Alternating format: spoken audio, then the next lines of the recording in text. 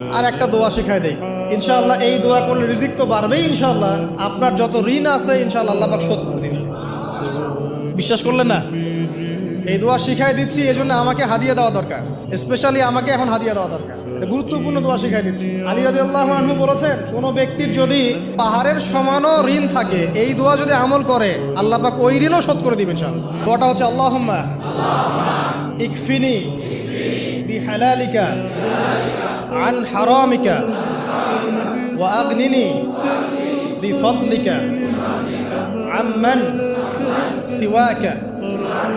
এই দোয়াটা ছোট না, এটা মুখস্থ করবেন, সেজদায় পড়বেন, নামাজের সেজদায় পড়বেন, আত্তাহিয়াতু দরুদ শেষ তারপরে পড়বেন, নামাজ শেষে হাত তুলে করবেন, যখন তখন শেষ রাত্রে করবেন, ইনশাআল্লাহ দেখবেন আপনার ঋণ বলতে কিছু থাকবে না।